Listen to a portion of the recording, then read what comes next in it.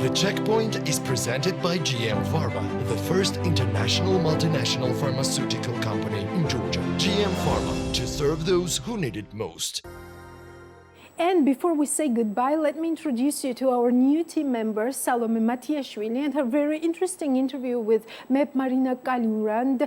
The brief interview was recorded in the Parliament of Georgia after Georgian Parliament Speaker Shalva Papuashvili discussed the implementation of the European Union's 12-point conditions for the country's membership candidate status and bilateral parliamentary cooperation in a Tbilisi meeting with members of the EU-Georgia Parliamentary Association Committee. In a tweet following the meeting with MEPs Marina Kaljurand and Sven Mikser, Papuashvili said he had held a cordial and frank discussion with Kaljurand, who serves as the chair of the committee facilitating EU-Georgia relations, and Mikser, the EU rapporteur on Georgia.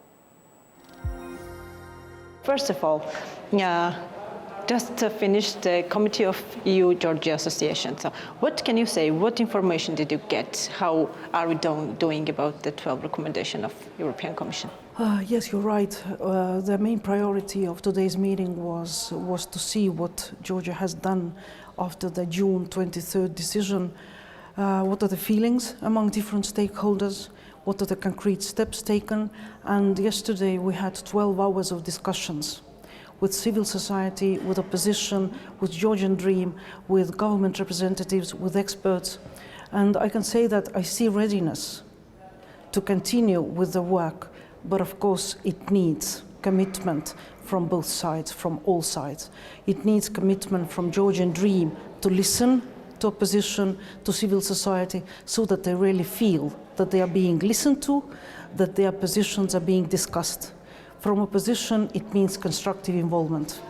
Do you see this readiness from? I did not participate in the meeting of the working groups. I could only say and evaluate from what I heard from different stakeholders. What I see is that everybody wants Georgia to become candidate state of the EU, and everybody supports Georgia's people's aspiration to become EU member state, and that's a big thing. Now it's in the hands of politicians and other stakeholders to bring to life, to reality, Georgian people's wishes. I've seen your statement from yesterday where you said that the example of Estonia could be inspiration for Georgia. What do you mean? What Estonia did that Georgia could use for now in the practice? Estonia regained independence after the dissolution of Soviet Union in '91. And from the first day, it was clear that we want to be part of the EU, we want to be allies of NATO. And it took us years before we were invited to negotiations. We were invited to negotiations at the end of the '90s and became EU members only in 2004. During that time, we were doing our reforms.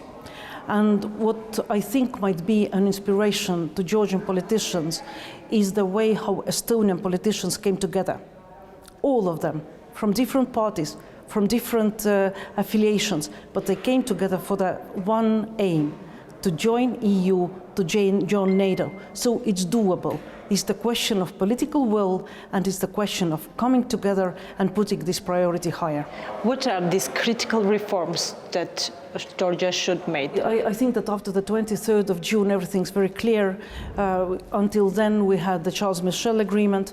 Now we have the recommendations from the Commission. So they are out there. There's nothing new. It's judiciary, constitutional reform, electoral reform.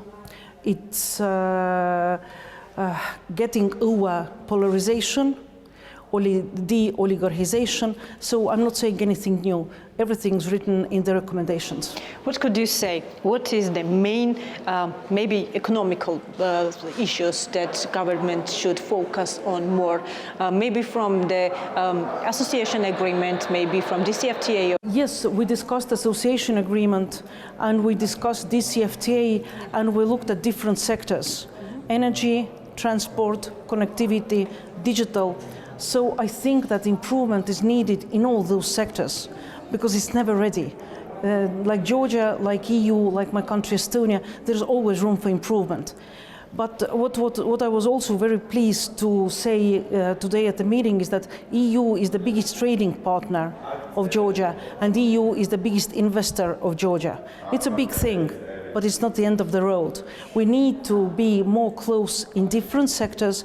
We need to have much more close cooperation in different sectors, and it's doable, it's possible, and we have to do that. And I know you are in a hurry, so I have one last question for you.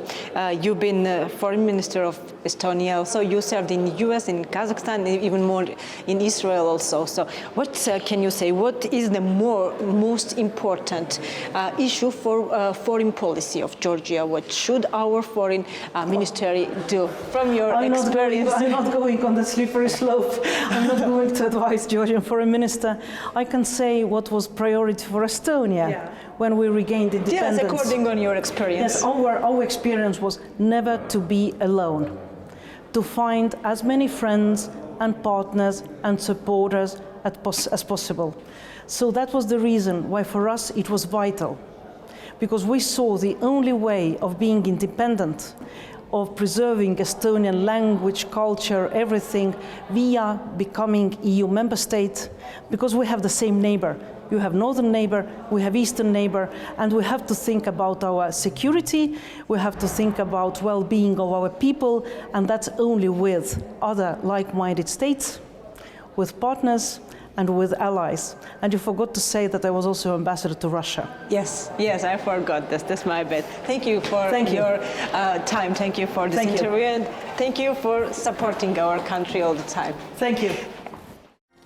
The Checkpoint is presented by GM Pharma, the first international multinational pharmaceutical company in Georgia. GM Pharma, to serve those who need it most.